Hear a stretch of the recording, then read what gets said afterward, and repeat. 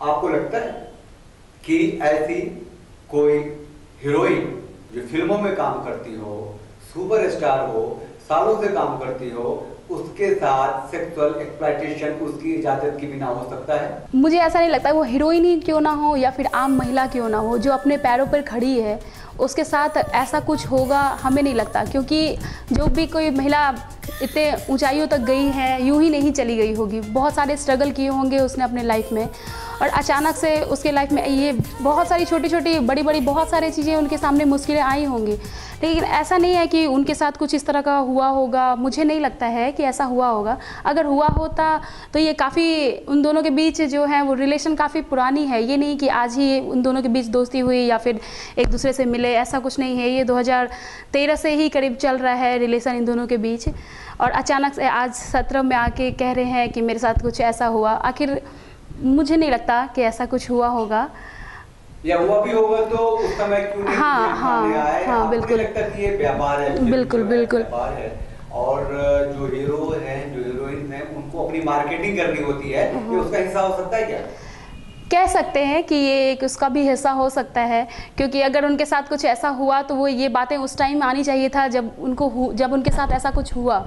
यूँ अचानक से अभी आके कि ऐसा हो गया मेरे साथ, हमको नहीं लगता। ये हो सकता है कि खुद के प्रमोशन के लिए भी हो, खुद को अपने पब्लिक मीडिया सब कुछ लोगों के सामने अपने आप को, जब कोई कलाकार नीचे जाता है लोग उसको नापसंद करने लगते हैं, तो अपने आप को सामने लाने के लिए कुछ इस तरह की हरकतें करनी चाहिए ताकि पब्लिक मीडिया सारे उनकी तरफ फोकस करें, सबका ध्यान उनकी तरफ जाए।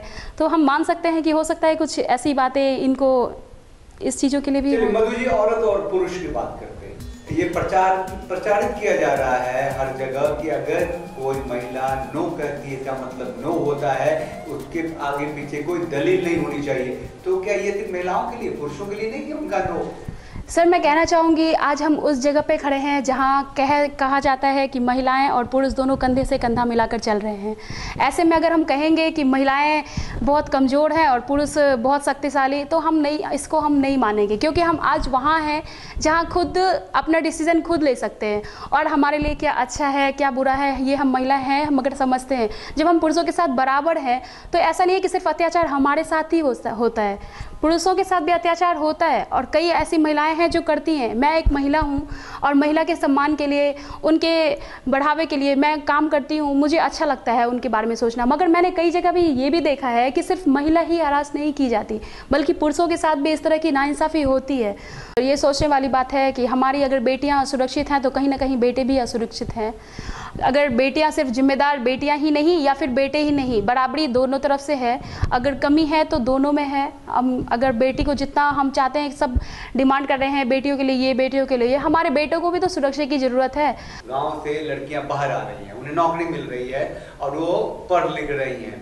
ऐसे स्थिति में उनकी सुरक्षा बहुत ही जरूरी है। उनको इतनी ताकत तो मिलनी चाहिए कि वो जिस पे भी उंगली रख दें वो अपराधी हो और कानून से मान ले।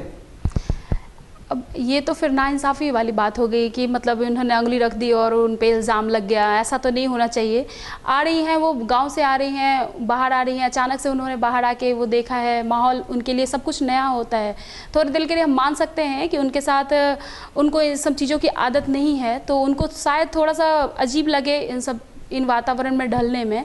लेकिन ऐसा नहीं है कि अब उन्होंने कह दिया कि हाँ ये इन्होंने मेरे साथ गलत किया तो ये गलत है, या फिर वो सीधे तौर से कहूँ ना कि जरूरत होती है 25, 26, 27, 28, 29 साल उम्र हो जाती है, साथ काम करते हैं, प्रेम होता है, लिविंग में रहने लगते हैं, जो रिश्ते टूटते हैं तो बलात्कार जैसा मुकदमा पुरुषों को झेलना पड़ता है। बिल्कुल। जब तक आप साथ हैं, जब तक आपके रिलेशन बढ़िया है, अच्छा है, तब तक सब कुछ अच्छा है। लेकिन अचानक से जब भी कुछ गलत हुआ तो वो सब आरोप लड़कों के ऊपर आ जाता है कि इन्होंने ऐसा किया, उन्होंने वैसा किया। आप ये सब थोड़ी थोड़ी कमियां तो हैं, हम मानते हैं। मैं औरत हूँ, उससे ये फ़र्क नहीं पड़ता कि मैं उनके बारे में नहीं बोलूँगी, लेकिन जो गलत है वो गलत है, और सच के लिए बोलना। अगर लड़कियां गलत हैं तो हैं, ये कहने वाली बात है। कंगना जैसी बोल्ड अभिनेत्री अगर कल कोई आरोप लगा दे कि ऋतिक ने उसके साथ डोमिनेट होकर के रिलेशन बनाए और वो मजबूर थी फिजिकल रिलेशन के लिए, उसके साथ एक किस्म का बलात्कार था, तो क्या कानून से मानेगी? आप मानेंगे? सर ये कैसी मजबूरी? पहले बात तो ये सोचने वाली बात है कि कोई आप इतने अहदे पर हो, कोई ऐसा तो नहीं है कि आप बच्ची हो, आप एक मैच्योर्ड इंसान हो। आपको किसी के साथ रिलेशन बनाना है या नहीं बनाना है ये आपकी अपनी मर्जी है। अगर आप मन से रिलेशन बनाते हो तो फिर उसको बलात्कार कहाँ से कह सकते हैं सर? अब बाद में जब धोखा मिलता है तो कर सकते हैं ना। तो सर धोखा मिलता है तो कहीं ना कहीं गलती हमारी भी हो सकती है ना सर। ये तो हम सोचेंगे ना कि कहीं ना कहीं हमारी भी गलती हो सकती है। और अगर धोखा मिला तो इसका मतलब ये है कि या फिर हम इनसिक्योर हैं इसलिए हम ऐसा कर रहे हैं कि उसके ऊपर इल्ज़ाम थोप रहे हैं, या फिर हमारे साथ ऐसा हुआ है। तो मुझे कंगना के केस में तो मुझे ऐसा नहीं लगता है कि उनके साथ कुछ ऐसा हुआ होगा। कई बार ऐसा होता है कि कोई इनसिक्योर होता है या फिर उसके साथ रियली में इस तरह के हादसे हुए होते हैं। मगर कंगना का जो केस है उसमें मुझे ऐसा नहीं लगता कि उन्होंने ऋतिक ने इनके साथ कुछ ऐसा किया होगा जिसको लेके इतना बड़ा इशू बनाया जा रहा है। ऋतिक भी ओपन आउट हुए हैं, रिपब्लिक टीवी पे आके उन्होंने अपना स्टेटमेंट दिया है। और जब वो ईमेल पढ़े जा रहे थे तो एक ईमेल था जो कंगना की बहन ने ऋतिक को लिखा था। ऐसा था उसमें कि this is a kind of mental and psychological rape. सही है, आप अगर उसको मानना चाहते हो तो मान लो, लेकिन कहीं ना कहीं अगर ऐसा नहीं है कि आप उनकी बात, जब तक सच्चाई कुछ भी सामने नहीं आती तब तक हम कुछ कह नहीं सकते। और हम एक की बातें मान रहे हैं क्योंकि वो महिला है और एक की नहीं क्योंकि वो पुरुष है, तो फिर ये तो थोड़ा सा नाइंसाफ़ी है। अगर हमें जब तक कोई डिसीजन हम तभी लेंगे जब दोनों की बातें सामने आएंगी और दोनों के पक्ष सामने आएंगे। हम उन दोनों को सुनने के बाद ही कोई ऐसा डिसीजन ले सकते हैं कि वो गुनहगार है या वो गुनहगार है। ऐसा नहीं कि वो महिला है तो वो सच कह रही हैं और वो पुरुष हैं तो वो गलत कह रहे होंगे। जाते जाते आप ये बता दीजिए, क्या पुरुषों को सच में बहादुर बनने की जरूरत है इन महिला समाज में? बहादुर इन द सेंस मैं क्या कहूँ, बहादुर बनने की ज़रूरत है, लेकिन थोड़ा सा मैच्योर तो होना पड़ेगा। कह गई